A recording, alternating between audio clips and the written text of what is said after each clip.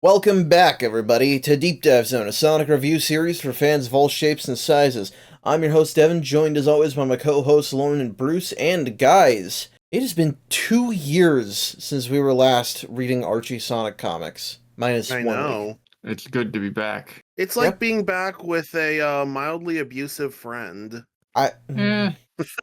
Nah, I mean they're not perfect. I wouldn't call them mildly No. abusive. They've got flaws, but Yeah. This is like seeing your friend. In this case, it's like seeing your friend again after a while when they were like in rehab. That's a better way to put it.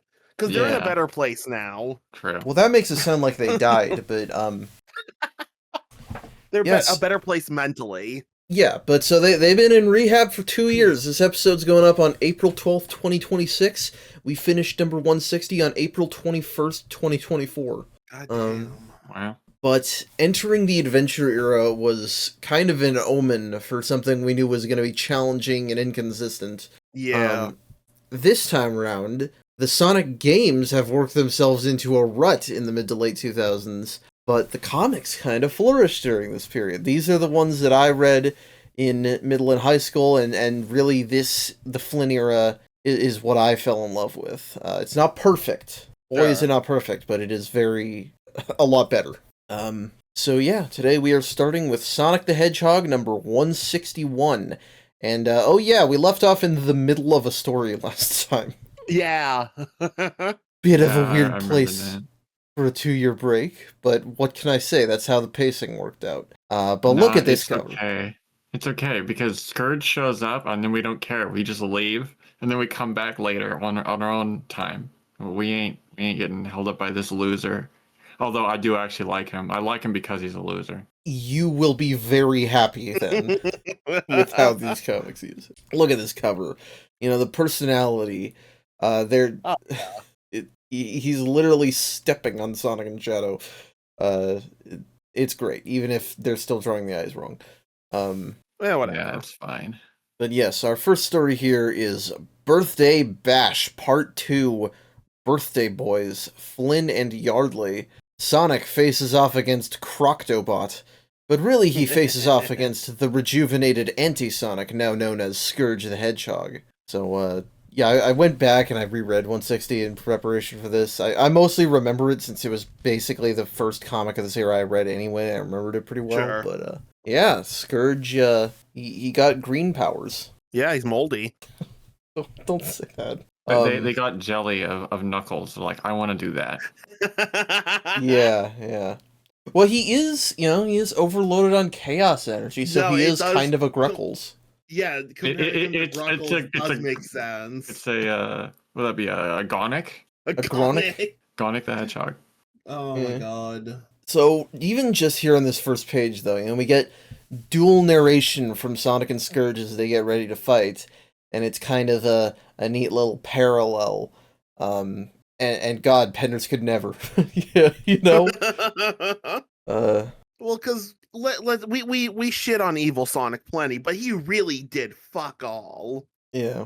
Right off the Yeah, bat, Evil Sonic didn't do all that much. I mean, By I don't by know.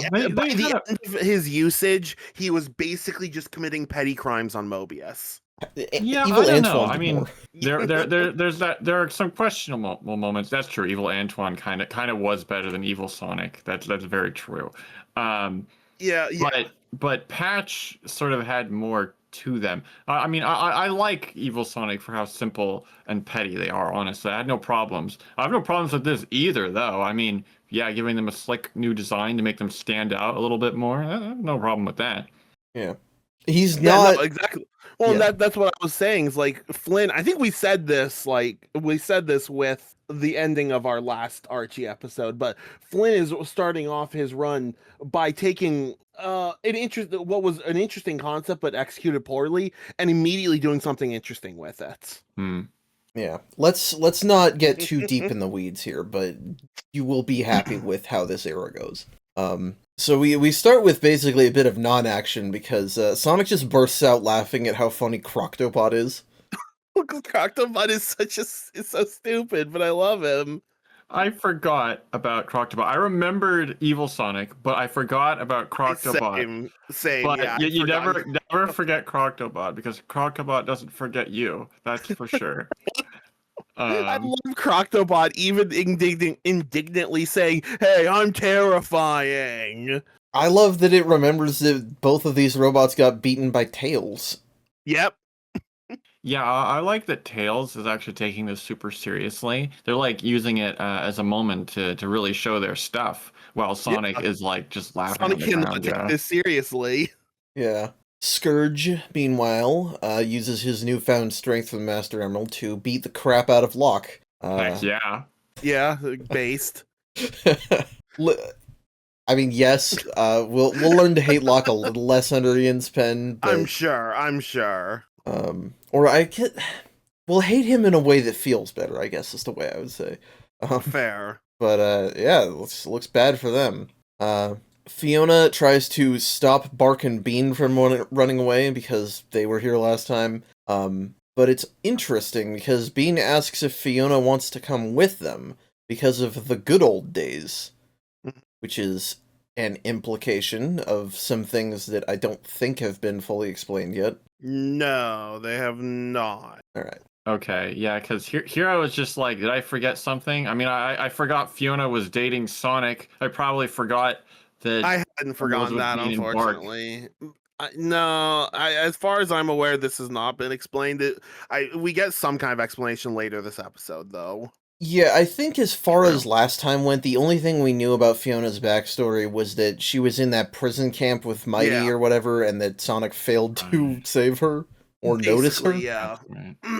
So yeah. Rouge just barely stops Scourge from killing Locke. Dang. Damn it. Listen, in the long run, that would have been a bad thing. I mean, they're not going to kill Locke this way anyway by Scourge just murking him. Yeah, that would be anticlimactic. That would be really anticlimactic. Well, yeah, he has to die of cancer in the future timeline, remember?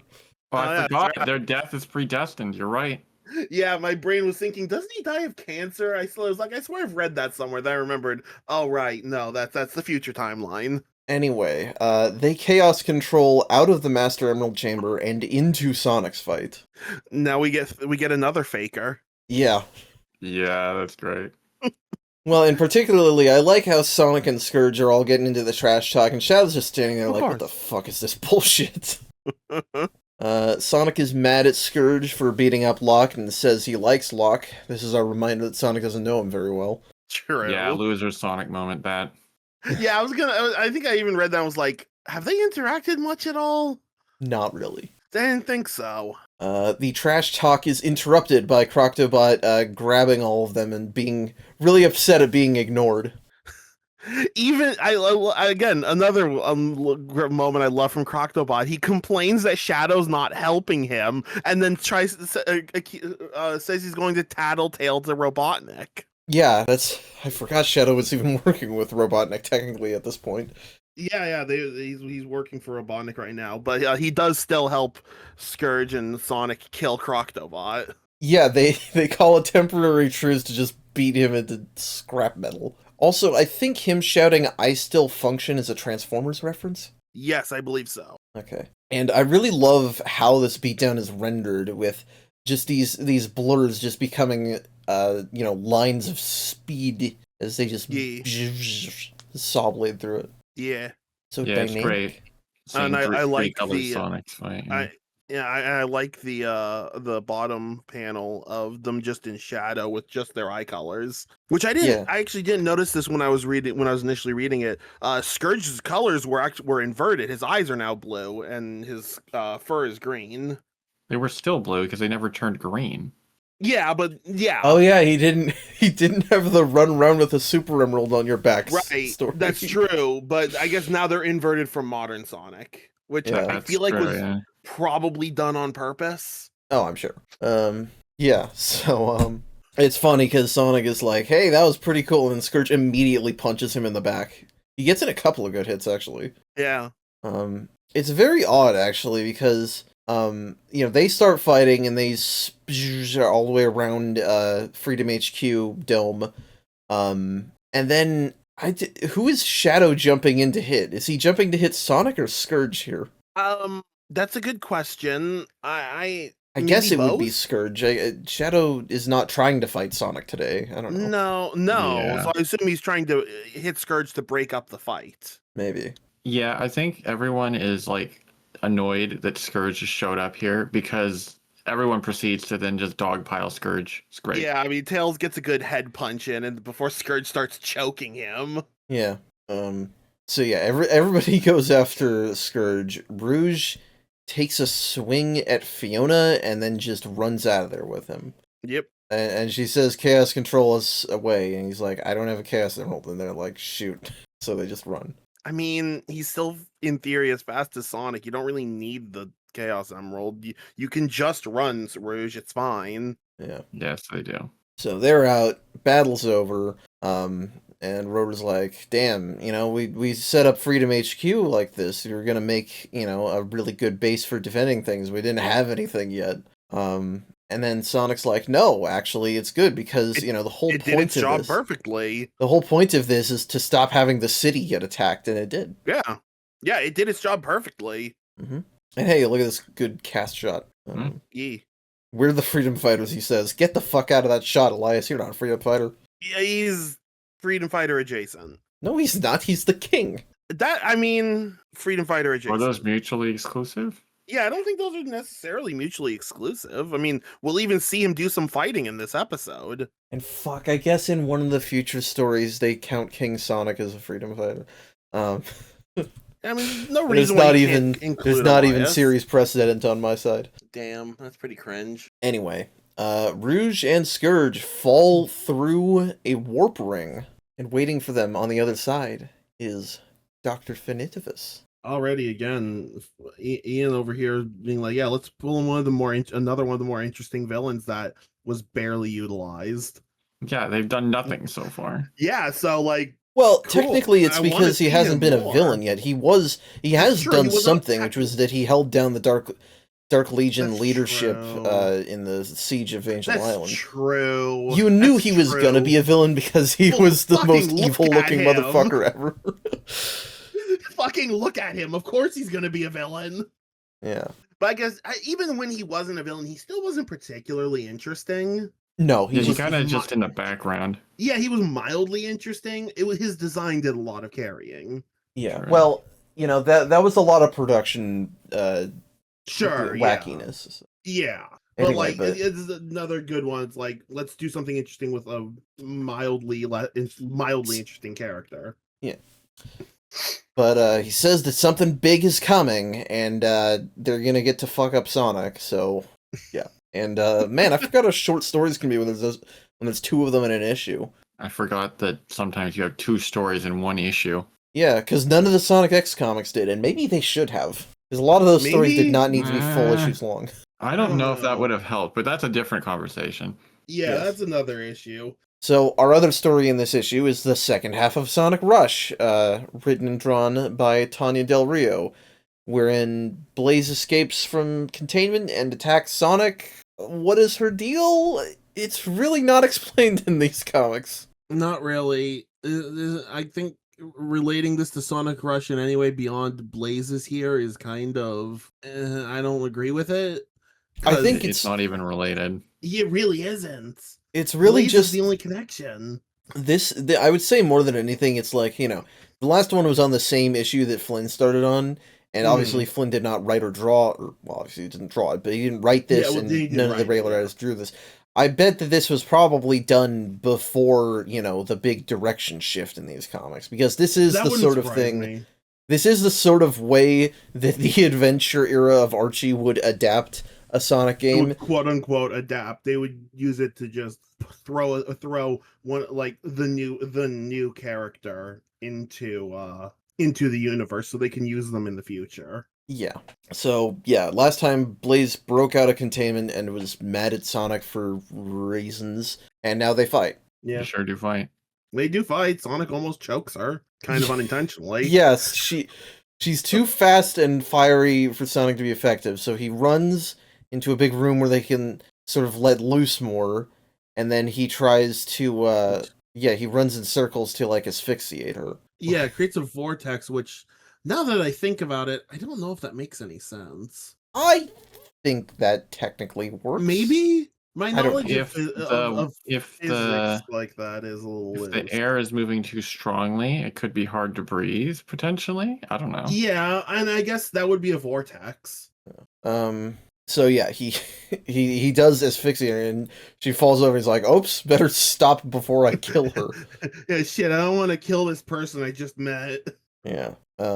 But she gets up and she's not dead, and she says, "I was searching for you because we're connected in dreams or something," and then she leaves. Yeah, her parting words are like the one Sonic is like, "Who are you?" And Blaze is like, "The one who will now haunt your dreams the way you have haunted mine. Farewell until I have need of you." What? Excuse me? Fucking what?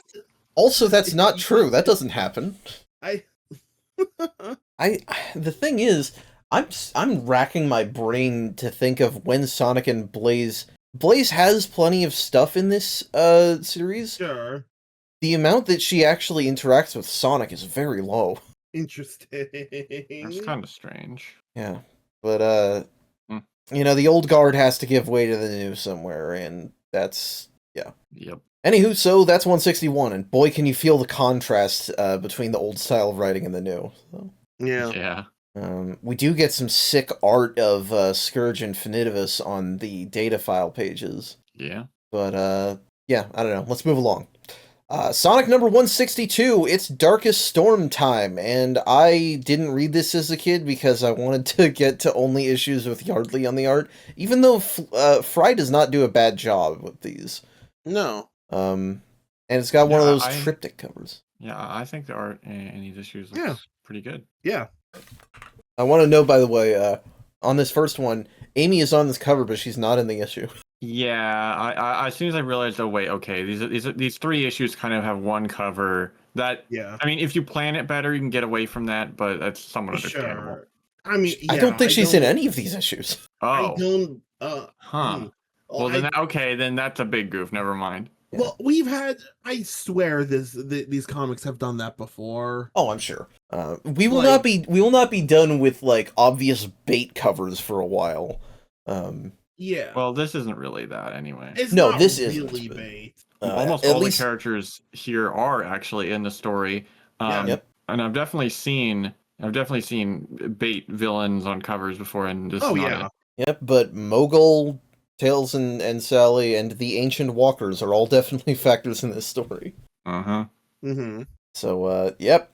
This is The Darkest Storm, Part 1, The Gathering Tempest, Flynn and Fry. Anonymous hatches a plan to use heroes and villains alike to manipulate Eggman, free Mammoth Mogul, and take out some key players on Mobius. You guys remember Anonymous? How could I forget the villain that was invented to fix a plot hole because they had to use pre-written issues in a certain part after it made no sense anymore? Yeah, I'm glad you remember them because I didn't. The goon squad that was roboticized, but they said actually they're not roboticized, they were just robots that Anonymous made. Well, because they got rid of all roboticized individuals, and then they had a story with roboticized individuals. I never understood why that was such a I guess it was already drawn and done, and there was nothing that could be done about it at that point. But like, make it a flashback or something. This is psychotic, but honestly, I kind of like it because now we're getting a huge arc all about this, like I said, plot hole fixing villain. It's kind of hilarious and honestly amazing. Well, and this is the thing that I've always commended Flynn for, is taking other people's mistakes and making something cool out of them. And that is what many of these early Flynn era issues are gonna be. The Darkest Storm arc is kind of a weird clusterfuck, but in a cool way. And we will see that it's trying to clean things up, basically. Exactly, and we will see more of that in the coming weeks. Which, like, these comics definitely needed that. Yep. We get with, so we begin with narration and get flashbacks by Anonymous about various previous villains, Robotnik 1 and Naugus and Mogul, and how I'm going to learn from their mistakes. It's really funny. that they're like, Sonic's greatest villains. You got, yeah, okay, I'll agree with Robotnik, obviously. But then Naugus and Mogul, I mean, yeah, technically. I guess they're on this list by technically. technicality. I mean, to be fair, what other big villains have we had?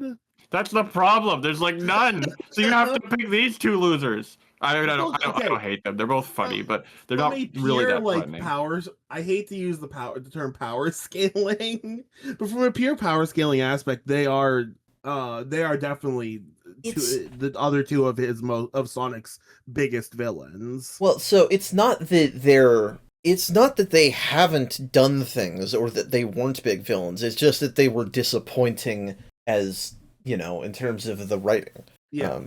Anyway. For me, it's the prevalence, and the fact that they kind of just had like really one-note schemes. Naugus just ran away for a while, and Mogul just shows up every now and then to try something and then fail epically and then leave. Yeah. I mean, they're supposed to be powerful, but they've never really come off that way. Exactly. Anywho, we begin with Elias giving Sonic his knighthood back after all that shit they went through. I'm gonna be honest, I'd forgotten that Sonic was a knight in the first place. Had you also forgotten how he lost it? Yeah, honestly. It's because he stole that sword and then lost it because he was stupid. Right. Yeah. He's also still doubtful about his status as king, which, because not the last time, but relatively recently, he came back so that Sally wouldn't have to marry evil Antoine because Max sucks. Right. But hey, here's a character we haven't fucking seen in a really long time. Merlin Prower.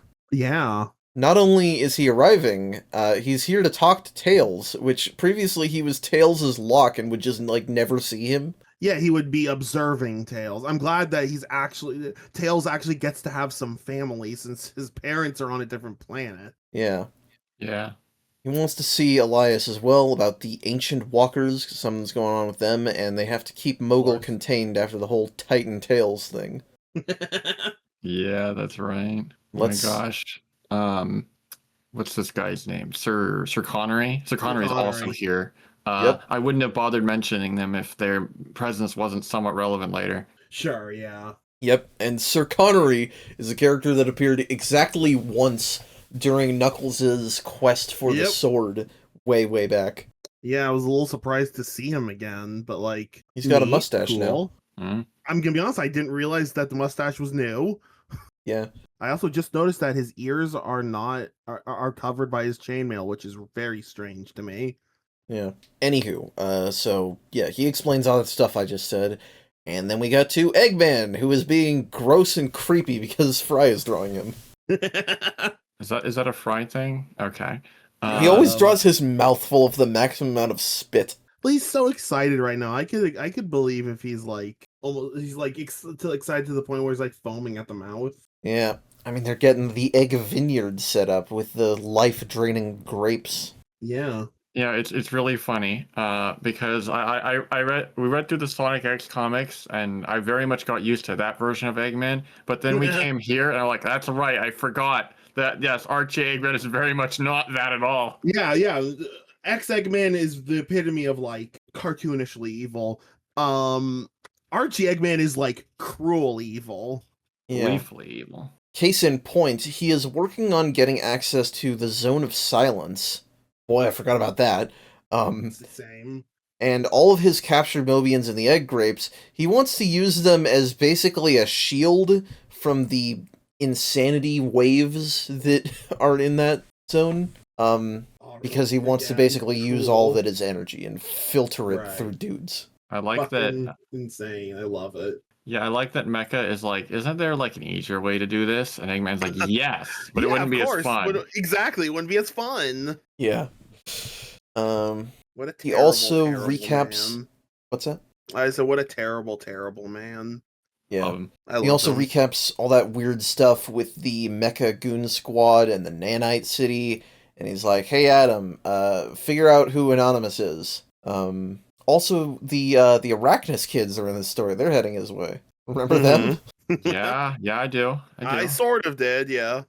It's like you have to reach really deep into your memory to understand a lot of this. Well, it's been 2 years at the minimum. Think about how many years it had been for readers at the time. Oh, I know. Has it really been that long since the arachnids showed up? Probably. Let's see. I don't know. Because they just talked about the sword, and they took the sword. Yeah, I but the remember them sword was a taking the while sword. ago. Was the sword a while ago? I think. Probably. I don't know. All right. We can't dwell on it in this case. Yeah. Hey, we get to see the ancient walkers, which are now represented as 3 just giant floating heads. Fair I enough. mean, it's the same heads they always had, so Yeah, but they don't have Very bodies recognizable. anymore. They're just kind of one. You know, making them just heads makes them feel a little more what's the right Godly? word? Yeah, like weird, godly. Yeah. I like it because the ancient walkers were always strange because you Yeah, had like exactly. these dinosaurs that were wearing masks. Just making them the masks, yeah, gives them that mystique a lot more. Yeah. Yeah. They're also being shown as, they're kind of there's some kind of like deity hierarchy here because Aurora, the Echidna goddess, is here, and so is Aether, incidentally. But they're kind of like, you guys need to figure something out because our power is fading and we need new gods to take our place. Which is interesting. Yeah. Also, Mogul's gonna do something. Right. I mean, he's always going to do something. Yep. So yeah, again, just sort of building foreshadowing. Right. Yep. Merlin introduces Tails to Sir Connery, and then hey, the Goon Squad shows up. Oh my gosh, these guys. Flying Frog, Lightning Lynx, Drago Wolf, Sergeant Simeon, Predator Hawk, and Sleuth Doggy Dog. Hey, don't give them some credit. I think they have a new name, don't they? That's true. Yes, they now call Okay. themselves the Destructicts. I think I'll stick with the Goon Squad personally, but I like the Goon Squad better. good for them. They're branding. Yeah, I don't know. I don't have anything to say about these guys because they're just kind of the 6. They're never interesting. They're the 6 mail order thugs you can get for any stupid battle. Basically. Yeah. I mean that's what they do. They That's do their it well. purpose, That's their job. Good job. They But do it no, fine, yeah. You don't have to think about it too hard. They're just getting big fights. Yeah, we Yeah. don't need to waste our breath or brain power on them. Good point. Alright, so Lightning takes Merlin's Chaos Emerald, Sleuth and Simeon beat Sir Connery, Frog strangles Merlin, and he has this new gimmick where he sing-song rhymes all his words. Is that new? I didn't even know. Yeah, I mean- I think I barely remember him talking at all, but I don't think he did that before. I'll take your word on it. I don't remember him saying words. I went and checked, and literally his only line in the entire series before now was this one in the first Tommy comic. So he didn't do the rhyming thing. Yeah, Predator Hawk almost gets Tails with his big scary claws, but Sonic shows up. Of Oh course, yeah, and I mean- Sleuth stole the guy's sword. I I thought think at the first sword that was was something special. So this is the Sword of Light, which is not the Sword of Right. Acorns. No, it is not. It is a slightly different and I guess less magically powerful sword, but it was made by the Yeah. Walkers and it is still good. Yeah, it's still important. Also, Sonic makes fun of Destructix too. Of course. Yeah, And the I like- Sword of Acorns is like the Master Sword, and this sword is just like whatever sword you get at the beginning of the Zelda game. It's still pretty effective, almost as effective for almost all circumstances, actually. Yeah. Yeah, I guess. I'm trying to think of a Zelda game that has like multiple legendary swords, but I don't think there are any. It's always the Master Sword or Force Sword. Anyway, so yeah, I like the line. We can't be the fearsome foursome anymore. There's 6 of us. Yeah. Just surprised you can count. Yeah, that's a good line. Again, good dialogue, but Yeah, we have actual like quippy dialogue that's not like annoying. Yep. But a big battle happens. I like Fiona slapping the shit out of Drago. This is I mean, this that's is a fair, running this is a running gag that Ian starts where somebody will slap the shit out of him in every fight he's in. Oh, I didn't notice that. I'm gonna look out for that now. That's a great running For it gag. now as well. I feel like you've mentioned that to me, Devin, so I'm gonna have to keep an eye out for it also. Yeah, that's you know, he's an abusive piece of shit. Good. Yeah, I mean, yeah, you go, girl. Yeah. I like Knuckles and Bunny's combined simian punch, and I don't know. Oh, I was trying to figure out what the hell Merlin was doing with Flying Frog here. He tied him up in his own scarf. Yeah, the same scarf he was using to choke him. Though it looks Yep. like Bunny might have started that. Oh yeah, she did. I don't know. Good, maybe good not. cooperative. It's like there's a lot of background details. All you really need to know is that there's a fight and the heroes are winning. But if you like actually look at the background, you'll see some interesting stuff because Yeah. you can also see Sonic kicking Lynx and Tails catching the Chaos Emerald. And Antoine threatening Sleuth as a distraction so that Connery can take his sword back. Yeah, if you're actually paying attention to the background, it's some neat stuff. Yeah, and all of this contained in a single moment. Anyway. You don't have to make a big show of it either. Yeah. So, we learn that in the past, the Ancient Walkers basically set Mogul up to always get trapped in Chaos Emeralds. And wild. But after Eggman broke him out of the Master Emerald, I think in the SA1 arc, maybe? Yes, technically. He Okay, did some wait, kind yeah. of magical damage to them, and that's why they're fading. I guess they're dying. So that's a retcon. We never really saw it, but they're cooking here, so that's fine. Yeah, it's fine. We need the crown and the Sword of Acorns to save the Ancient Walkers, basically. But we only have the crown. We don't have the sword. Right. And yeah, we also recap the source of all and all that shit. But it's like, nope, that was nuked with the rest of Robotropolis. Yeah, it's funny. I was looking at this and I was like, surprisingly, I can follow exactly what's being said here. Yeah. But like for someone who hadn't, read all that, this must be actually pretty confusing. That's probably, yeah. It is a very continuity heavy arc. For I mean, sure. I guess them recapping things at least potentially will help explain it for some people. Yep. Yeah.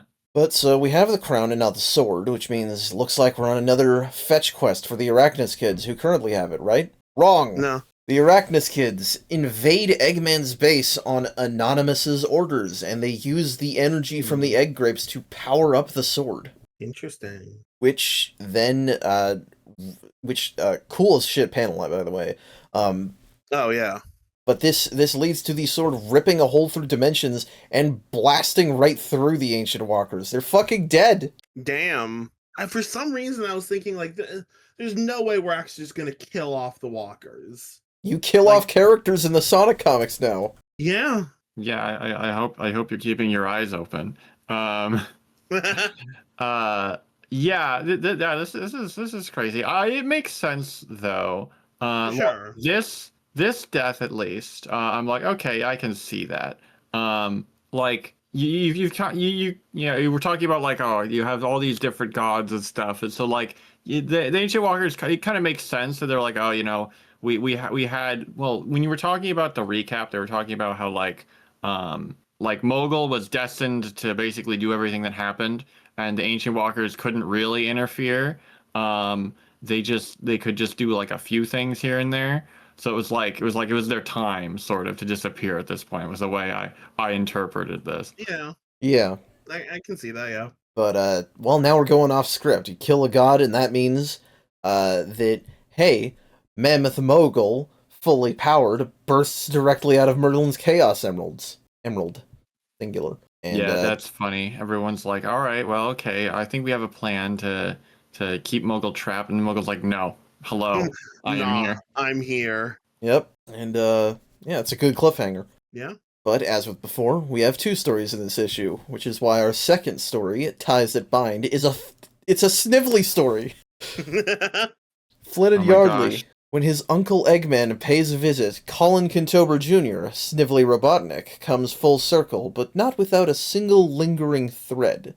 Man, I have missed probably Robotnik's best sort of sidekick right-hand person character. Yeah. Absolutely. We are Snively fans on this show, which is something I never expected to say. But it's especially potent because You when look at we his left other competition. well, yeah. But when we left off in these comics, Snively was just kind of working with the heroes because I don't know why. He was just kind of there. He's also Well, he's Well, hadn't Eggman gone a little nuts, as we mentioned, and Snively just took advantage of the fact that the freedom fighters are like, well, it's okay, I guess if they're being real, sure, fine, stay here now. I honestly don't remember what this case was, but Yeah, I was trying to remember this why Snively was here. I do like him working on a Mega Drive. I was gonna bring that up. Yeah. Oh my gosh. They're just giving. I like to imagine they're just giving him menial tech tasks, like he's just IT support. Yeah. Well, and Snively himself is kind of wondering about his place in the world. He's like, "Why the fuck am I here?" And I guess we don't know either. Which, like, yeah, that's fair, bro. But he does remember the one of the few things that he does kind of care about, which is Hope Kintober, is she his half sister? Is that what it is? Yes, half sister. Okay. And he's like, well, she managed to be happy here, so what the hell is my problem? But then all the lights go out, and a hologram of Eggman appears. Appears like a fucking genie. Yeah. It's like, hey, come home. I got big plans for Knothole. I love that Eggman is like, I'm tired of allowing Knothole to exist. The way they put it that way, that's just so perfect. Like, of course they would see it that way. Of course, yeah. Yep. And it's funny because Snively is clearly a little conflicted about this, but it's like he just can't help himself. But he does. He knows he's going back with Eggman, but he does run to talk to one other person first, that being Hope. And I love that he runs and he's gonna tell her because presumably he's gonna warn her about the attack that's coming. But he runs and she's like, why? What do you need? And then I love this panel of him rubbing his face because he's like, fuck, I didn't think of a lie yet. That is so what that face is. Like, And she's got a plan of her own that she's working on, and he's like, hey, you should take that plane out and go see the other humans. Yeah. There's an entire city of them, so go try and live in the United Federation. And hey, the United Federation, that name had not shown up in the comics before now. Mostly because almost all the other humans who were on your ship with you blew up with the rest of Robotropolis. It's true, yeah. And she's like, well, okay, how about you come too? And he's like, no, I can't. No. He really should have. I don't, like, he clearly doesn't like Eggman, but I guess, well, I mean, after he runs back, we'll get the explanation, but yeah, he sends her on his way. And I do love the page where he meets up with Eggman, because neither of them trusts each other. But as Eggman says, you want to rule the world too badly to undermine me yet.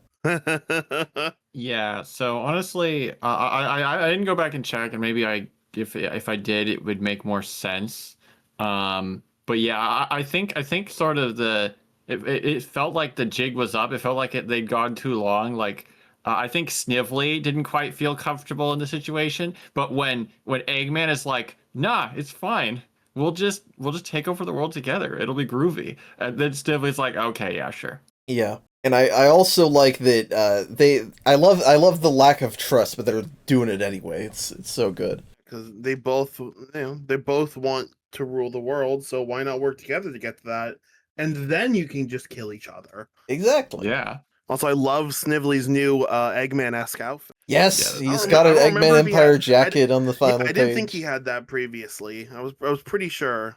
Yep. He was still in the same, like, I don't even know what his old outfit is. It was a green shirt. And the new Eggman Empire outfit is. Yep, and we've got the Egg Fleet from Sonic Heroes as well. Yep. So we're taking the secondary stories to actually set things interestingly up. Yep. Mm-hmm. He wants Hope safe, but he is excited to crush the furries under his foot. Awesome. Yeah, good stuff. Wording is immaculate with that, Devin. Yep. So, let's move on to Sonic number 163. And, Spazion's design takes are a little odd here. The Spider Ninjas somehow look less like Sonic characters than usual, because they've all got beady eyes and big eyebrows. Yeah. Same with Merlin. Like, you wouldn't guess that he's related to Tails, and Naugus is just fucking gross on this cover. To be So fair, is we've Finidibus. seen Naugus, like, yeah, well, we've seen Naugus, like, kind of gross looking previously, so that doesn't. I mean, Yeah. they're like an unnatural fusion of three creatures. It makes sense. Exactly, yeah. Yeah. What's up with Finidibus looking like a bulldog then? I don't know. He's a strange little guy. I also like the one Eggman arm from the next cover. Yeah. Anywho, moving on. Darkest Storm Part 2, Onset of the Squall, Flynn and Fry. Phase 2 of Anonymous's plan triggers a massive battle between the heroes Mammoth Mogul and Ixis Naugus. And, yeah, big fuck-off man just appeared in the middle of someone's house. I don't even remember where they are. Are they at the castle? I think they're at the I think castle. so, yeah. Yeah, this is still an indistinct backgrounds era of the series. Mhm. But he's here, he's mad, we gotta fight him, but he chaos explodes them away and takes the crown. Yeah, the thing about Mogul. Why did I forget his name? The thing about Mogul is that they kind of come off as weak because usually the heroes get ridiculous power boosts every time they show up. Right. But yeah, I mean normally, yeah, that's all they have to do. And so yeah, they do that, and then they're just like bye. You're telling me they're actually showing his power in a way that makes it look intimidating? Couldn't be the Sonic comics. Right. Anyway, Eggman tries to get back inside the vineyard where the sword and ninjas were because he got locked out when they were powering up the sword. But now that he arrives, Naugus is there. I'm not sure if he came with them or they summoned him or what. I don't. Was Naugus in the Zone of Silence at this point? I don't remember. Yes, weren't they sealed away? Was he That was how they got resealed? defeated. They got resealed, right? Oh my god, you're right. Yeah. Wow, so it's really been a long time. It doesn't feel like it's been that long since we saw him, but that would have been back during Sonic and Tails' quest for him. Or It Yeah, has definitely it's been a been- while since we've seen Naugus. Yeah, it's been far longer since Naugus and Mogul. That's for sure. okay, I guess I guess Super Special number 15. He came out for a second, then Sonic put him back. But Okay, yeah, sure. Has Naugus even met Robotnik in the comics in the present time? I don't think they've seen each other That's- since the war, which means that he's Yeah. never met Eggman. Yeah. Okay, yeah, I wondered because their first line to them, Dr. Robotnik, you've lost weight. Yeah, that very much fits that. That's their first reaction. Yeah. Mm. Well, and I love Eggman's response, which is, "M, be a good girl and roast Daddy's hated nemesis." So she shoots him with laser eyes, but it does nothing because he's a master of the elements, so he can presumably turn into smoke. And then he tries to suck all of the oxygen out of her lungs, but she doesn't have lungs. So instead, he freezes her. I find it funny that Eggman has to ruin it immediately because he's like, you can't breathe in a vacuum. And Eggman's like, robots don't need to breathe. And he's like, okay, well, then I'll just freeze them solid. Like, they could have maybe stayed quiet for a minute, but no, they just couldn't help themselves. Let Naugus believe that he's winning. I don't know why she stopped shooting him to say that. I don't know. Oh, wait, that's Mecha saying that. Oh, sorry. Okay, I couldn't tell because Eggman's right behind Mecha. You're right. I think the way to tell is that she never uses contractions in her. Maybe Eggman would say robots don't need to breathe, but not do not. Oh, I didn't know that. Character voice. Anyway, Naugus does freeze her. He takes the sword and he leaves because he doesn't give a shit about Eggman now. Not for now, at least. Well, they're just like they're just like I can come back for you later. Like I have more important things to do. Which totally checks out, I think. Again, we haven't seen these characters interact in the present, but extrapolating from Sat AM, in Sat AM, Naugus just loves screwing around with Robotnik. So Naugus does not take Robotnik seriously at all. Yeah. Basically, they're just like, whatever, I don't care about you, bye. Yeah. So we cut to the Goon Squad, all of them in prison, and I like Fang making fun of them from the other cell. Yeah. But they get one over on them when Mogul appears to free them. He wants to get the sword, and Naugus shows up because he wants the crown. Whoever has both rules Mobius. But whoever wins, we all lose. This is hilarious. I did not see this until the moment it happened. I'm like, oh, very clever. You gave one half of the MacGuffin to each of the villains, so now the villains will fight. I like that. That's good. Yeah. Nagus also says he was part of the Order of Isis. I think that's a typo. I Pretty figured sure, that was yeah. a typo, yeah. Yeah. Mogul responds by saying it was his order. More on that later. Okay, that wasn't established before? I couldn't remember. It I was didn't not. think that was established. Okay. And it's funny because they spend so much time monologuing that Sonic and his friends showed up. Yep. Also, Ray wearing a coat now. Nice. Oh, yeah. Anyway, I don't know why I gave such weight to that. But hey, Freedom Fightix and Freedom Fightix? I was going to say Freedom Fighters and Chaotix altogether, but Freedom Fightix. You combine them. It makes sense. It's the Freedom Fightix. You have the Destructix, the Chaotix, and the Fightix. Yeah. Except Rotor's not here for some reason.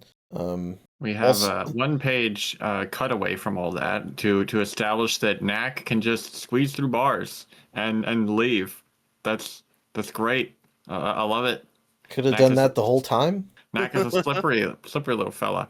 Makes sense, yeah. I assume that the guards or someone would have stopped them, but because of this break, everyone's like kind of distracted right now. That's a good that's point. why they escape at this point. Also, I was gonna probably say maybe, yes. Maybe the not whole prison system isn't that bad. I don't know. Who knows? But it's funny. Anyway, yeah, back to the fight. Actually, hold on. I want to note, he says, I think I'll hit the kitchen on my way out and leave my former gang buddies a little gift. What the fuck does that mean? I have no idea what he's referring to when he says that.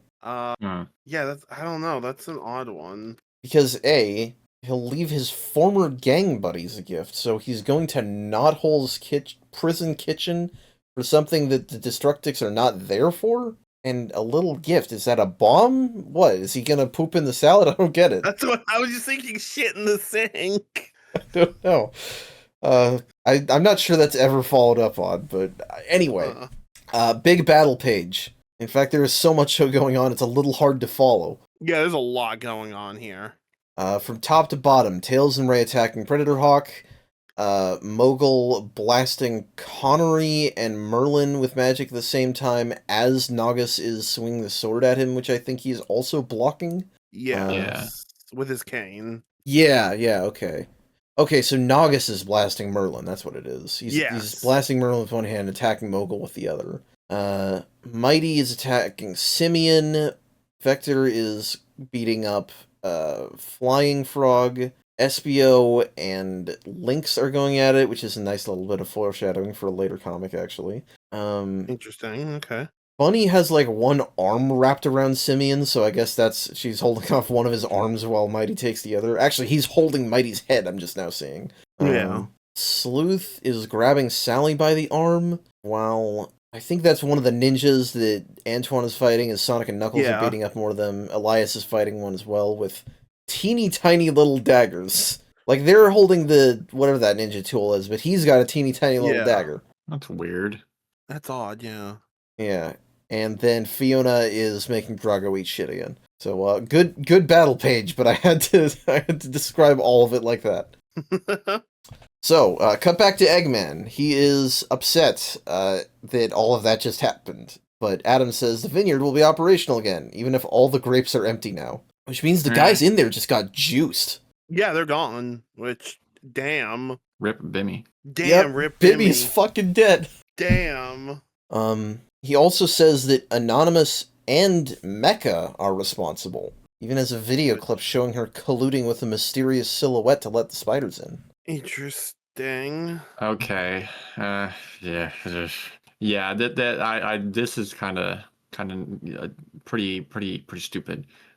Because I mean, yeah, sure. Initially, Eggman is like, "What?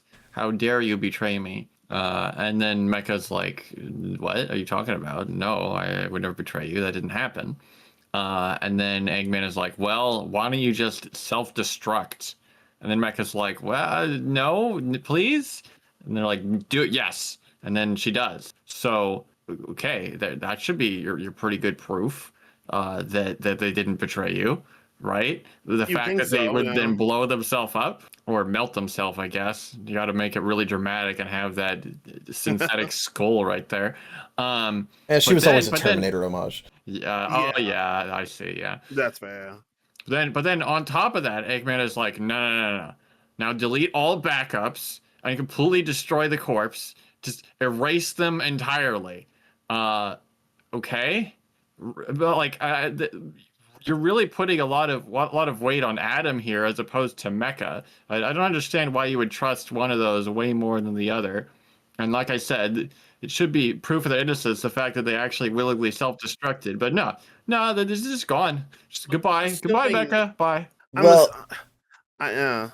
Anyway, yeah. so I think what it is yes, that is in part true, and this is meant to be Eggman playing right into Anonymous's hands. But That's what I figured. Yeah. I would also say that the last panel here is Eggman talking about get rid of that weird metal snively from a while back, and also we don't care about Hunter. He says he died falling into the ocean. So this is the just shove all of the Eggman minions we don't care about off into somewhere else. Right. I Well, think. mean, okay. No, go ahead.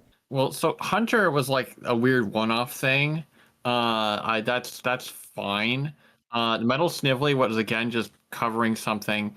Also, I forgot about Metal Snively, but I think maybe that was also possibly another reason. Like, if Robotnik was literally making robot copies of Snively, that could make Snively kind of uncomfortable. Like, I could see why Snively might have left for that reason too. Potentially, that could be another reason. Of all those, I didn't dislike Mecha. Like, it's like they didn't have a lot to them, No. but I don't hate having more variety of helpers for Eggman. This just feels so anticlimactic for them. That is true. I'm not saying you're Yeah. wrong. I think that it's just they're cleaning up stuff because they didn't think that she fit, probably, and they probably were like, well, we're going to be giving Eggman new minions anyway. Yeah, that's kind of what I figured was going on. They do really rub it in by having a 4-panel long bit of the egg flapper fucking obliterating her remains with a laser.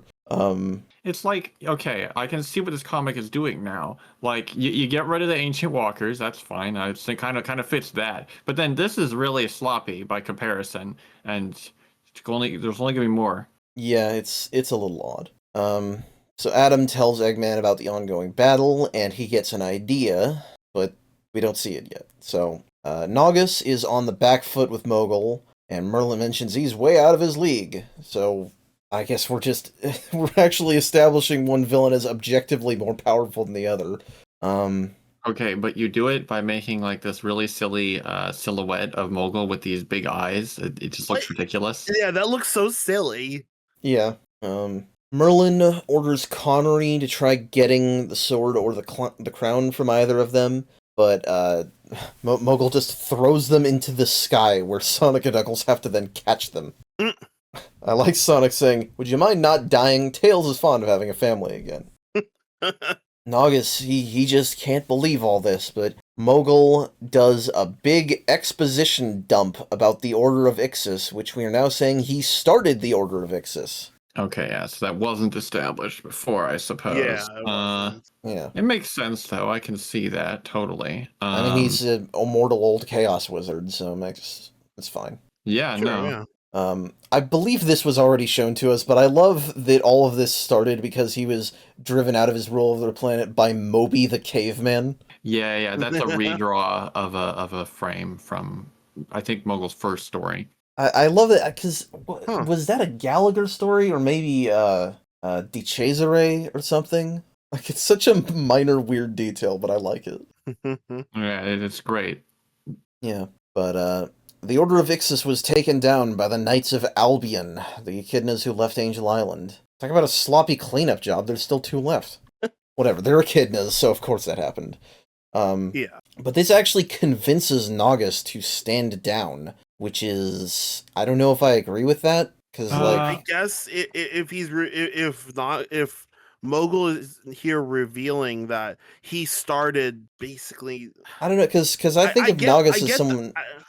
I get the idea behind this. I mean, he wants ultimate power. Maybe it's just a case of like. I think it's a case of a more powerful entity. Mogul is just the more powerful entity. Maybe Naugus just has to play the long game now because he says this changes everything, but he's not like a sycophant now, I think. No, he's just like, you started basically my cult, so I should probably be working for you for now. Yeah, Maybe. I think this makes perfect sense, Yeah, honestly. I don't think because doesn't make sense. because Nagus was originally 3 different creatures that I assume were all similarly power hungry, and so they were like, "Oh, let's join this dark cult so that I may gain power."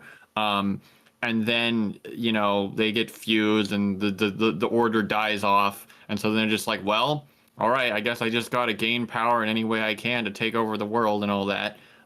But then this dude shows up and is like, "Yo, I started that order, and also I just showed you how I know all your spells, but better." And then, I mean, Nagus literally does say, "I submit myself to your wisdom so that I may grow as powerful as you." Like, they're not even hiding. They're just like, "Okay, I'm gonna become your apprentice." Like the master and apprentice thing, and then maybe I'll kill you later. He's Mogul Sniffly. Yeah, basically.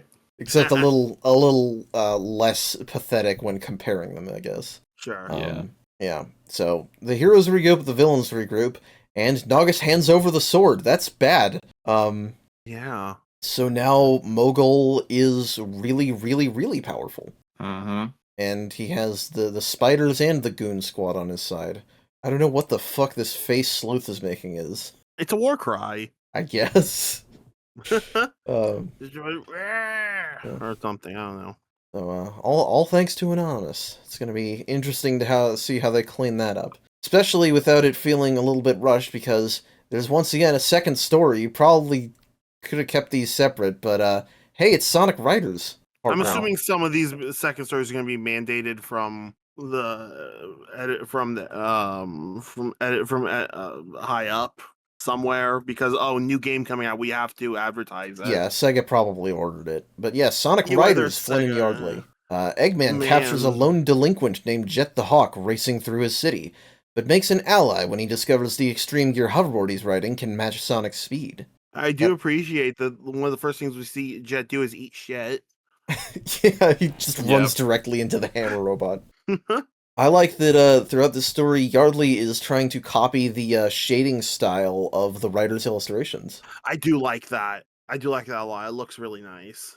Yeah. Yeah, this is a nice looking story. Yep. So, yeah, he slams into a hammerbot in New Megalopolis, and Eggman captures him and is like, "Hey, your hoverboard is pretty fucking cool." And then when Jet hears that Sonic is fast, he and Eggman are like, "Hey, let's partner up to humiliate him." Well, it's really funny because Eggman is like, "Wow, this is amazing. You could go as fast as Sonic." Jet's like, "Who's Sonic?" And Eggman's like, like the fastest thing alive. Yeah, what has he even been doing? Yeah. I don't know. I mean, it's not impossible that someone wouldn't have heard of Sonic, but I do find it funny that as soon as I hear that they're the so-called fastest thing alive, it's like, okay, say no more. I hate them. I gotta go show that I'm faster. It's possible that this is not long after the Babylon Rogues went rogue, so I know where they used to be, and it's possible that could be a reason for them to be slightly isolated. Yeah, okay. If there's potential reasoning, then so be it. I actually don't know if that was even decided at this point, because I don't think they mentioned anything like that. It could be just a convenient, unintentional retcon. Yeah. Well, that's what these comics are good at, so True. Now they're good at it. But yes, so Sonic is running because Nicole detected an intruder. Nicole, that's right. I forgot about them. Same. Yep. But here's all 3 Babylon Rogues. And, interestingly, we actually have Sonic's own speed versus Extreme Gear, which isn't what happened in Riders. Sonic just awkwardly took up hoverboarding because reasons. Yeah, I mean, for most of that game, he should have just been running. Well, I mean, okay, it's a video game, I know. but Yeah, it's weird that they I never know. even mentioned the idea that Sonic runs fast in those games. Yeah, exactly. Not that it's a fair race either way, since Storm and Wave rough Sonic up to slow him down. Yeah. And then they all pose for the end of the issue, because it's the end of the issue. These are pretty sparse adaptations, even if this has a second part. But, this is better than the Sonic Rush one, because in the case of Blaze, there's a lot to Blaze. We like Blaze. Babylon Rogues Yeah. are just fucking schoolyard bullies, so they don't need that much. Oh yeah, I mean, I dislike the Babylon Rogues in general, so I don't care if they get. I don't expect them to get good characterization. Yeah. It's also legit a better adaptation. Yeah, I Yeah, mean, that's yeah. Well, yeah, because Sonic meets the Rogues, Eggman sets up a race, so it works. Yeah. Well, let's finish this off. And by finish this off, I mean there's one more issue after this, but let's finish off this arc with Sonic number 164. Look at that awesome Eggman. Yeah. And look at this story, The Darkest Storm Part 3 Downburst, Flynn and Fry. The battle against Naugus and Mogul takes a turn with a shocking sacrifice, but Eggman shows up to rain on everybody's parade. And, well, we start with Anonymous, and, Yeah, I wonder who Anonymous is. It's a big mystery. Well, you're gonna keep wondering, because, okay, how do I explain this? Anonymous, here, is the original Dr. Robotnik, but he's not. He was going to be, and then Sega said no. That's kind of what I figured was going to happen, so I basically ignored the fact that this is seemingly making it look like it's the original Robotnik. Yeah, they, well, okay. I shouldn't talk about it until the end of the story, but I had a different idea. I already had a different idea as well. I had a couple ideas. Yeah. Well, have a couple ideas, yeah. So just kind of ignore that Robotnik silhouette. Yeah, so back at the battle, we start with Sonic punching Drago, always a good start. And Sonic he also cracks a joke about his own horrible dating life in the middle of a fight. Yeah, they're like, not really the time. I never disappoint a lady. It's always like, yeah, it's not the time right now. It's very true. Yeah. He also grabs... he grabs the crown from Mogul and puts it back on Elias's head, but evil chaos energy explodes from it. Yeah, I do find it funny that Sonic really is just like, I can just grab it right off his head, and that'll do it. Yeah, end of story. Even though it's glowing green. Yeah. Yeah. It's funny because in a way earlier comic that probably would have worked, but we're at much later issues. Sonic, I'm sorry, you can't just win that way. That's right. Yeah, because according to Mogul, everything made out of the Source of All it's permanently it's his now, which I think is sort of a nod to the whole corrupted Source of All idea that never quite made it to print. Yeah, no, I could see that. They literally refer to the source as being corrupted. I think later. So yeah. Oh, yeah. I get that. Yeah. But out of basically nowhere, Sir Connery decides to have a big fucking hero moment. Yeah, really making Sir Connery into a badass all of a sudden. It's kind of insane, but he takes the Sword of Light out. He gives this big speech about loyalty to the Ancient Walkers and faith and all that, and he's clashing the Sword of Light with the Sword of Aeons. Oh my gosh. And of course, this is what the Sword of Light is for. It has this magic purging skill. And apparently a paladin's prayer can do it. So he uses that and destroys. Is it both the crown and the sword are destroyed by this? I think so, because the sword is definitely destroyed, and I assume the crown is as well. That's fucking crazy. It is wild. I mean, good riddance. We're finally through with all the Source of All shit. Well, and it's like I honestly don't know if this moment works or not, because it's such a non sequitur character, but they also build it up with so much dramatic flair. Oh god, yes. I mean, on one hand, it's kind of cool, but on the other hand, I don't know how I'm supposed to feel. My mouth was just hanging open when I was reading this part, because I was like, excuse me? Like, I barely noticed Sir Connery was there. I pointed them out because I had because of this moment coming later, but like, at the time I was just like, wait, excuse me? This dude is really having this moment? Like, was Ian Flynn just like a big fan of Sir Connery for no reason? Like, what? I think they also did it for the moment that comes next, which is that he crumbles into fucking dust and smoke. He's dead. The Sonic comics kill off characters now. How many characters is that in 4 issues that they've suddenly killed, or in like 3.5 issues that we've killed? Well, the Ancient Walkers you could probably count as one character, but then a whole bunch of people in the Egg Grapes. Yep. We had a little massacre there. Then M. Mecha. Yeah. And then now Connery. And now Connor, so that's at least 3 individuals, because you're right, the Ancient Walkers can really just be considered one person, and then an entire small massacre. Yeah, of randos who were never going to like, show up again destroyed- anyway, but still. And then just destroyed the two MacGuffins, the sword and Right. the clown, that were Yeah. such a trouble to They were get such your big hands on way deals, back. Yeah. And now they're like, we just destroy them. You know, it's yeah, it's like the fucking Ratatouille green text shows up, pulls off one of the craziest feats in the comics, fucking dies. Basically, yeah. Yeah, so here's the thing. If all of those, like, okay, I mean, the Ancient Walkers I don't really mind. Like, it was kind of annoying, in my opinion. But yeah, this is, yeah, it's weird. It's weird. It's weird, man. I guess I like it. I guess I like it. It's a good moment. Dislike it. It's just like odd. I'm not bored with any of this, but it is, Yeah. like I said, a clusterfuck. Yeah, which I mean, everything leading up to this was also a clusterfuck. So I'm not surprised that what's kind of a culmination of a lot of what's led up to this Yeah. is also a clusterfuck. Yeah. Now, that being Okay. said, Yeah. it is thankfully not the end of the issue, because if it had been that, it would have been just the biggest, weirdest non sequitur. Oh yeah. But as it happens, that doesn't actually mean you've beaten the villains when you've destroyed their power source. Right. Wrong, actually. Well, I mean, they're kind of beaten. they would still be in trouble, but Right. Eggman shows up to say, no, fuck off. This is really stupid, because I thought okay, like I did know in the back of my mind, and they were kind of showing it too, although less so than typical. Usually whenever Mogul shows up, like I said, you have to get extreme power up or you can't win. Right. That's just how they operate. It's kind of annoying.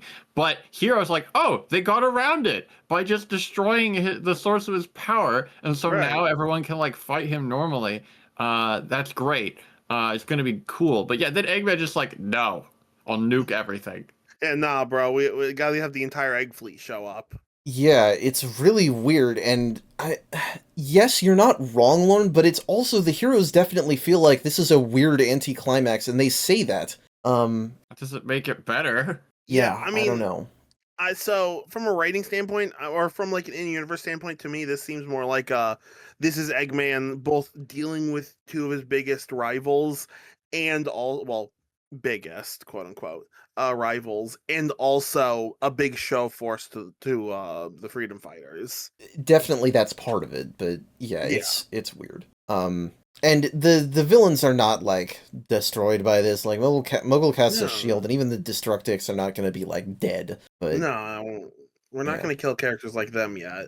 and yeah, Sonic's like, what the hell? And Eggman's like, yeah, well, you know, Naga's pissed me off, so I did this. And because of both of them, this panel is odd where he says, I've lost a lot today because of them, and it's like remembering Mecha. And it's like, well, you did that. They didn't make you do that. Technically, but I Anonymous get made it. you do that. Did Flynn realize between these two issues that moment was really strange and kind of abrupt? Try to fix that a little bit. Nice try, I guess. Yeah, I don't know. Yeah. He also says that he teleported them away, so I think he has them in the egg grapes now. That's Yes, yeah, shown we'll see the- explicitly later, yeah. Okay, that's yeah, shown sorry, explicitly, I I'm think. moving through this one page at a time. Either this Um, issue or next issue. And Sonic's like, all right, well, why aren't you attacking us? And he's like, oh, I'm going to, but I'm busy right now. So Yeah, not at the moment. kill but you don't later. worry. Yeah, don't worry. I will. Just not right Yeah. now. Basically, the way I see this, Eggman is like, I have to get rid of these nerds, so I'm bringing the army that I was saving for Sonic now, but I don't actually want to use it on Sonic, so bye. I'll come back later. That's why I was saying this is a show of force. This is what you will be up against soon, Sonic. Yeah. Yep. So- This is an entertaining moment for that bit at least. Yeah, but it's not much of a culmination of everything that we got. I agree with you there. Yeah, that's the problem. Yeah. They had all these elements. Like I said, there was a perfect setup for a great conclusion. They just ruined it, in my opinion. What it is that you should have had the heroes. It's like you need. Okay. Remove the fucking second half of the Sonic Riders story, and then have the heroes keep fighting after that, and then they beat Nagos and Mogul. I almost said Noggle. and then Eggman shows up when they're about to, like, you know, put them in prison or something, and he, you know, bombs them and then teleports them away, and they're like, hey, you stole our victory. Yes, that would have been better. Especially since it would be Eggman's style, after he got pissed off at Naugus, to kick him while he's down, add insult to injury, and then act like that is what constitutes proper revenge. Yeah, exactly. So, yeah, a lot of things could be better with more page space, I guess. I don't know. Anyway, we finish off with the heroes commiserating around Sir Connery's grave, and Elias is like, man, what kind of fucking king am I that people keep dying? But Sonic and Knuckles are like, well, just be a more active and righteous king, you know? Yeah, I mean, you know. Elias, he's such a weird character, because there's never anything that I've ever hated Elias for, but it always feels like they're saying, he's gonna do something. He's gonna, I promise, eventually. Well, the thing is, they always came off to me as the sort of safe playing ruler. Like, yeah, they do good, but you can't really remember what all they do, because they don't really do a whole lot. But I can see that. Yeah. Yeah, do you were anything about to use the wrong. word unconfrontational. I think you're right. Yeah, honestly. And he's not comfortable in the role. Again, he only took this out of obligation, so I guess that makes I guess that makes sense character-wise. But anyway, I also like Sonic saying, so we've lost the Ancient Walkers. Who do we turn to for a Deus Ex Machina? Eggman, apparently. Yeah, apparently. But I think it's also kind of lampshading how the purpose of a lot of these early Flynn era comics are built to break down the heroes' defenses. Yeah. Move things in a more dynamic, uncertain direction. And yeah, we end on Eggman looking at his new batteries in the grapes, and Adam promising, I will help my father conquer the world. And then we finally see on the monitor that the Robotnik silhouette is Adam. Right. Yeah. Yes. So I thought that my interpretation of this was, okay, it's gone the classic way of all Eggman creations, where Adam is going to betray Eggman, and I thought this was like, I can be a better Eggman. So like Adam is like, I'll be the new Eggman, basically, and I'll take over the world. Makes sense, yeah. That is also a good idea. So, yeah, so the way that this went was, when we first met Adam way back in the home arc, they said something along the lines of him being like, almost like a computer virus Eggman created by accident. He didn't fully understand it. And then the retcon was going to be that, right, it's not even a retcon, because they decided that, at least as far as they developed Anonymous as a character, is that Anonymous would be Adam, who is also some remainder of the original Robotnik. Which, that's interesting. Yeah, so Adam has been Anonymous this entire time, but after this point they had to say he's not Robotnik, because Sega said no. So it's lucky for them that Anonymous didn't do anything Adam wouldn't be capable of without being Robotnik, I guess. I guess, yeah. Yeah, I mean, I'll see how they actually wrap this up, but fine so far. Yeah, Yeah. it's weird. Yeah, so that's the Darkest Storm. It's a really weird fucking arc. It has a lot of good moments, but I do agree with you, Lauren, that it doesn't quite build to the Eggman finish. Basically. Yeah. It's like a lot of these, sadly, where the conclusion is kind of disappointing. Yeah.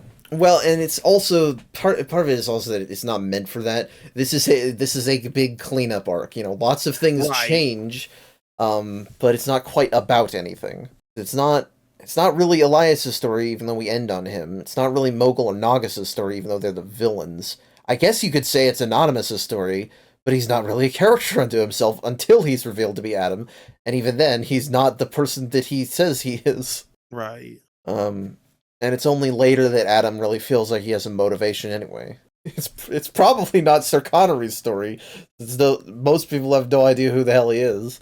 I don't know, it was still a cut above a lot of Archie Sonic stories. Oh, it definitely was.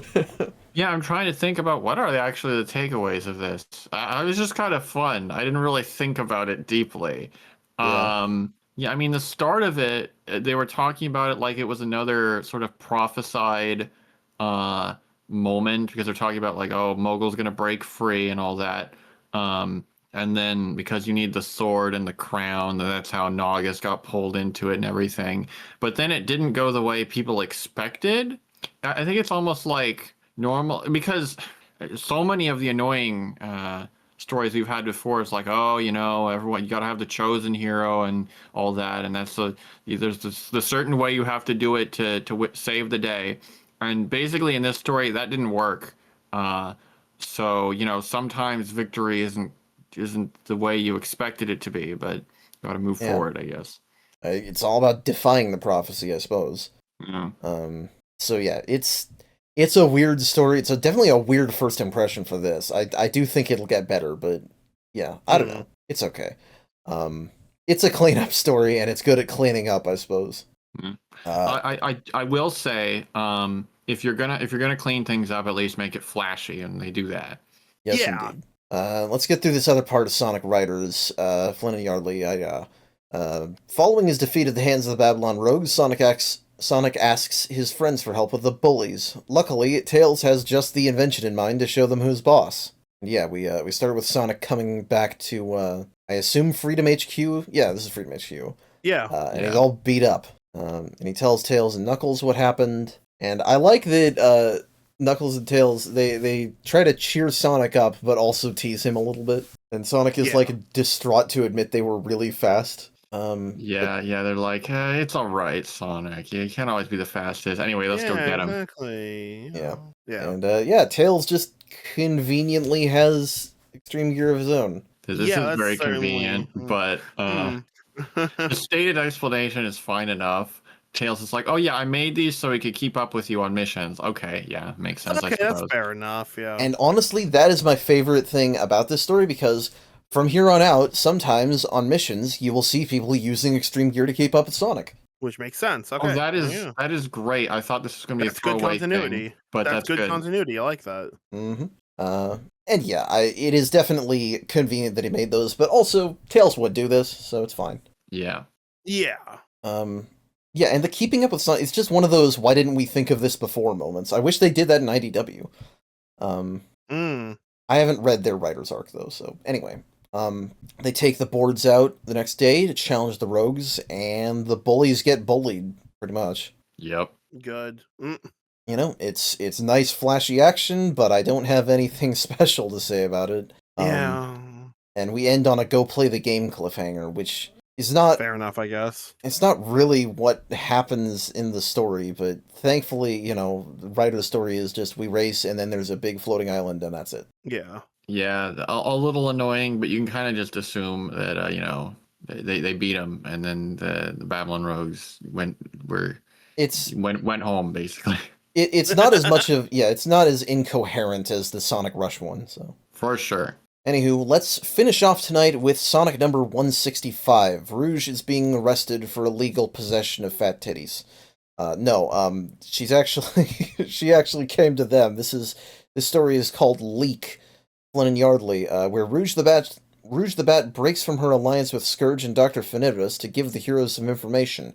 However, the villains are close behind her, ready to deliver some shocking revelations. And she says she's here to ask for help, but they're kind of interrogating her. I mean, I can't blame them. Also, I like little detail. I like Rouge using her wing to shield her from the lamp that Vector just turned on. That's a great little, That's a really nice little detail. Well, and hey, we've got Vector interrogating people like some kind of like a detective, sort of. I don't know if detectives really interrogate people now that I said, but it fills the sort of it fits for him. Yeah.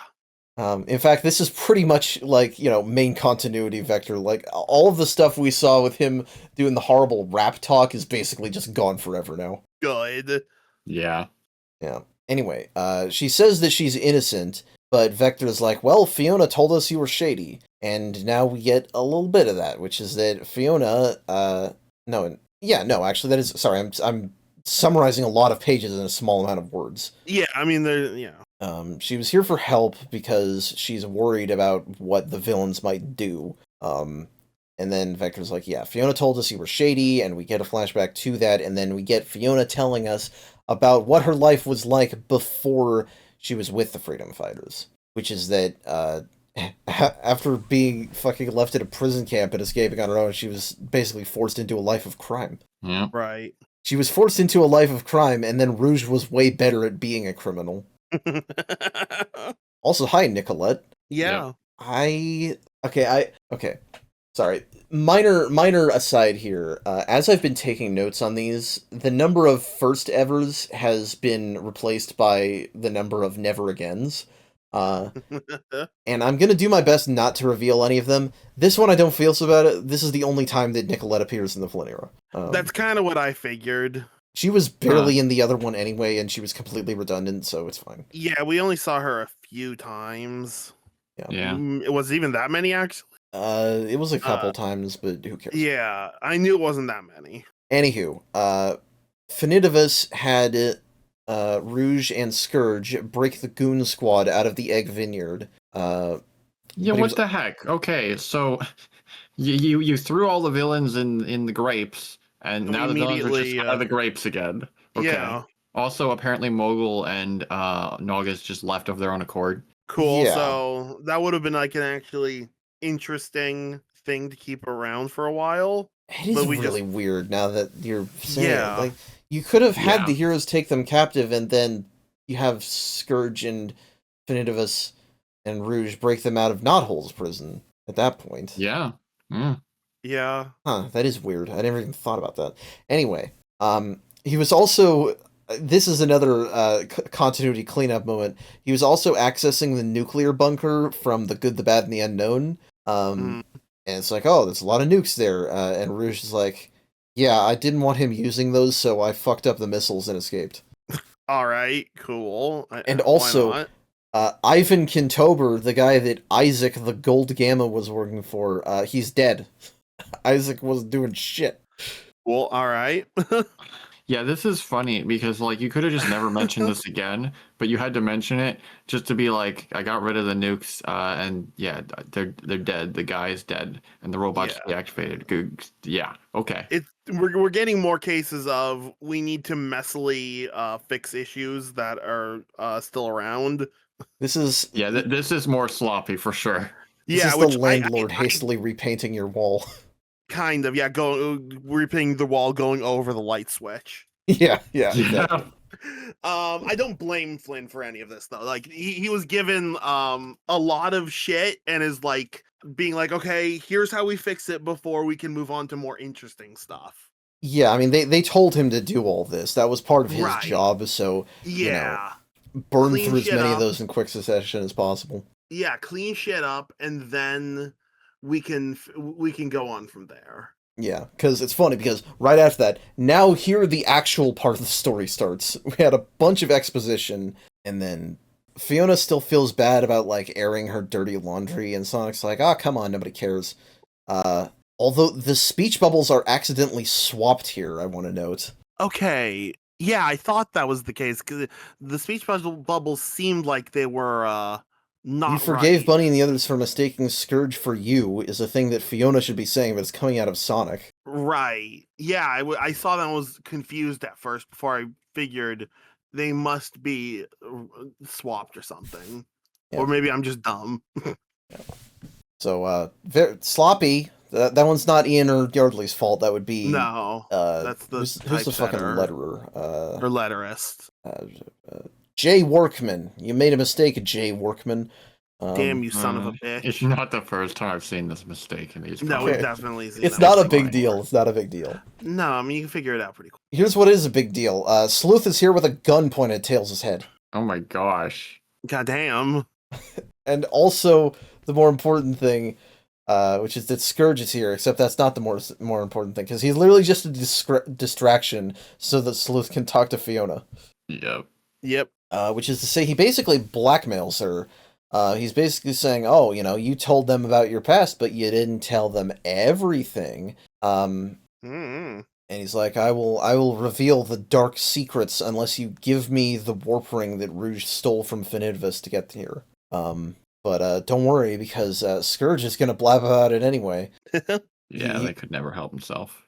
Of course. Yeah, which is, we're really not letting go of, okay, we're letting go of some of the awfulness from 150, but not all of it, because Scourge says, I wanted to see my girlfriend again. I love how she plays it like you two are for real. So, that's, oh boy. we are not out of the romance trenches.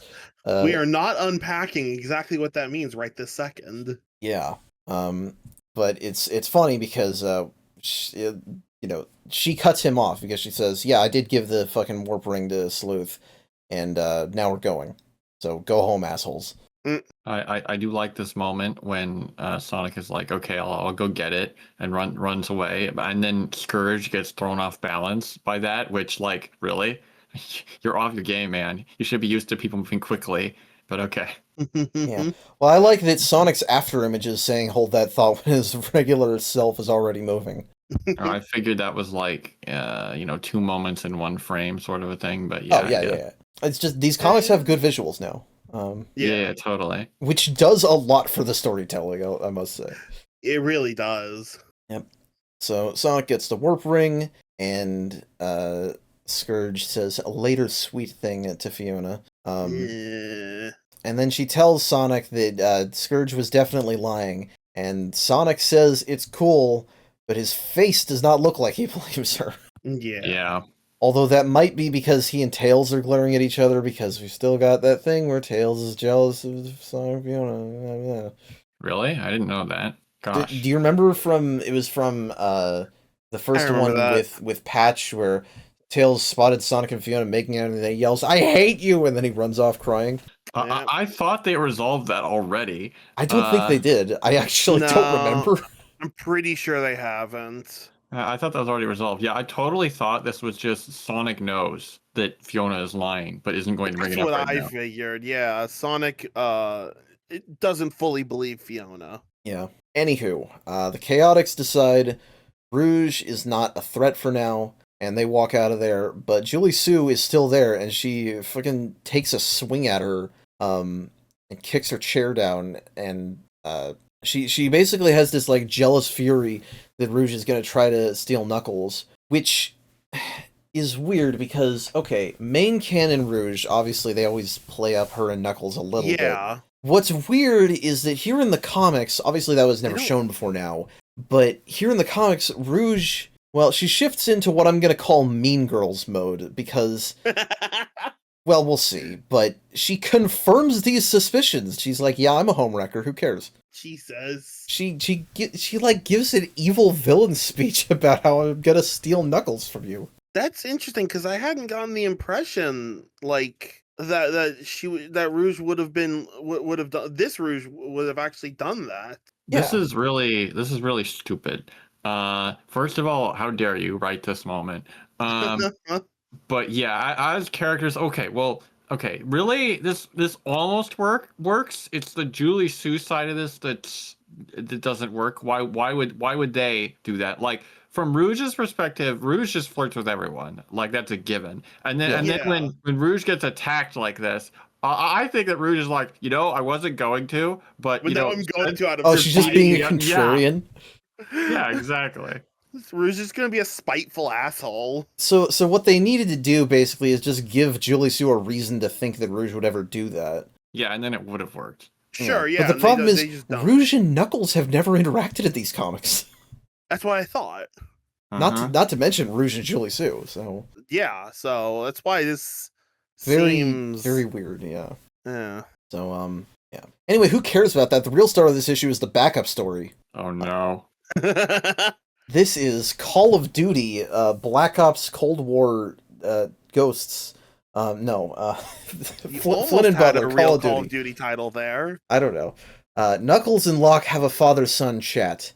It doesn't go well. Good. I am so here for this.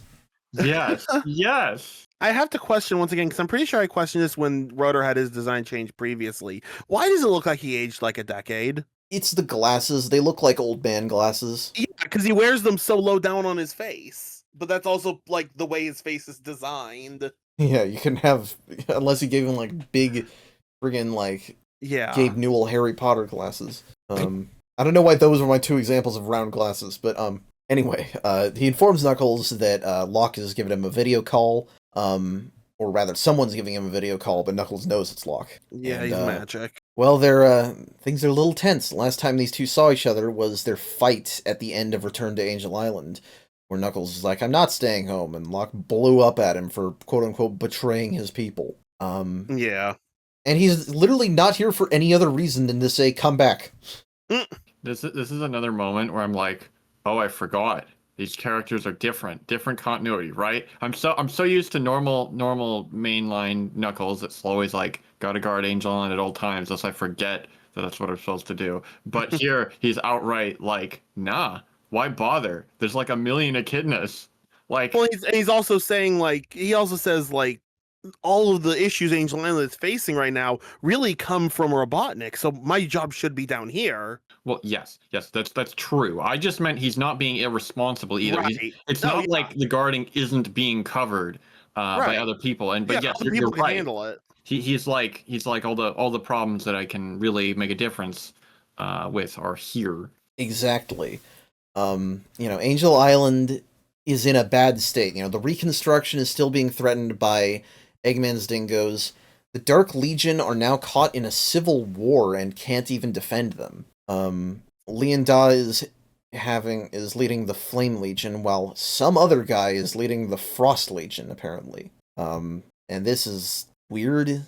It ends up being kind of an undercooked element, but it's something. And I honestly love, after this, the display of Locke's philosophy here, where he's asking Knuckles to come as Guardian so that Locke doesn't have to do it himself, because he's more concerned with finding the rest of the Brotherhood. He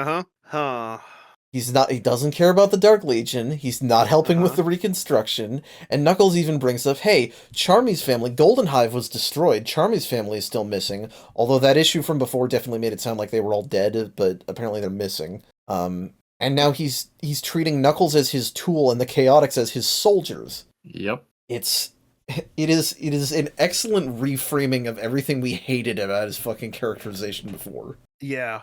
Yep, this is great. I got so excited for this, not because, I like the fact that Locke is such a huge jerk. I do in a way that, like, it's comforting that some things never change, sort of a thing. I do like, I appreciate that, like, with other elements, it's like, I don't really care about this. I'll just burn it away. But, like, if you're going to do something with it, Flynn is staying true to what is here, while not, but while cleaning up the aspects, like, actually writing Knuckles in a way that isn't just like, well, okay, I guess I'll go with it. Guess you know best. Like, there's actually back and forth here at this point, which is way better. It's very good. Exactly. Right, yeah. And yeah, he says no, Locke gets pissed, and Knuckles is like, no, Eggman is the real threat, we need to be helping Sonic save the world, and, then we can work out our own fucking issues. And he even invokes the fact of Locke teaching him, look at all sides of the situation, unless, and then Locke's like, well, you're not looking at the side that I want you to look at. Yeah, no, it reincorporates both Knuckles' frustration with his dad and the lessons he took from the Brotherhood to have a real disagreement. And yeah, like Lauren said, it doesn't throw anything in the garbage. Yeah. And, well, then he has Locke cross the fucking line by saying, if you can't come back, I can't guarantee that your mother or Windmaker or Kneecaps will be safe. Which is... Holy shit. Is that so? That's a threat. Yeah. Even not to say that Locke would do anything himself, but it just I couldn't save them. You could have. Yeah. That kind of shit. That is fucked. Yeah. It's fucked, and also something I could totally, I definitely would believe Locke would do, or would if he's been pushed this far. Yeah. Yeah. So yeah, Knuckles smashes the screen in rage. Leaving it for Rotor and Tomate effects. Sorry, it's heavy. I do like that Tails actually stops Knuckles to tell him, "Hey, you're doing the right thing, man." Which is just notable because we don't get a lot of Tails Knuckles moments, even though they're both main characters. And I also like. Oh, sorry. I was going to say also brief appearance of the legend Tommy. Yes, I completely forgotten indeed. Tommy existed. Oh well, don't worry. You will not forget him again. Oh, ominous. I also like Tails' wording where he says, "What you did was right." Maybe not touching the screen, but we need you here. Yeah. But yeah. So Knuckles says, I will go back to Angel Island one day, but I need to be here, and then he's gonna go talk to his girlfriend. So yeah, that's the good part of this issue. Long overdue for Knuckles and Locke to be at odds and for the story to be fucking fully aware of what a monster Locke is. Yeah. Yep. It's a good, it makes a lot. Okay, I was about to say it makes a lot of what we went through worth it. That's not true, but it does No. mean that it's a good payoff to everything we did go through. That's a better way of putting it, yeah. And that's going to be a theme as we go forward, because the issue promises that Sonic number 166 will return to Mobius 25 years later. Wow. Is that a threat or a promise? I mean, all promises are threats in a way. True. True. But yes, they're gonna try They're gonna try their hand at closing off that story, which is a wonderful coda to the Larasu calamity from last week. Oh God, yeah. So yeah, a surprisingly mixed impression on the first part of the Flynn era. I still think we're headed in a very much an upward trend. Oh yeah. Oh, I agree. I think it's just a case of certain things. Growing pains. The baggage that Flynn was left with at this part is very noticeable. Yeah. You gotta... Yeah, it's mixed, but like I'm so used to mixed bags here with these comics. So I don't have any issue if there's now. good, there's quite a bit of good I think here, then I'm happy. I'll take it. It's a mixed I can bag, see how but it's building. It's a very different and better kind of mixed bag. Well, and again, as I said, I can feel that it's growing to something more substantial than having to deal with. You can feel the line going up on the quality graph. Yeah, yeah, yeah. But with all that said, that is where we're done for tonight. We managed to go for 2 hours on this recording because there's a lot to talk about, and hopefully that's not gonna take us for way longer in the next ones. I don't know. It's Mobius 25 years later. We'll probably be able to gloss over some stuff. But with all that said, thank you all so much for watching. Thank you to my co-hosts for being here with you. We will see you next week for another exciting episode. If you like this video, please feel free to share, like, comment, and subscribe. And if you have any questions, comments, criticisms, suggestions, or feedback, you can reach us at any of the links in the link tree in the description. I hope you all have a great rest of your week. I hope you all have a great rest of your night. And take care.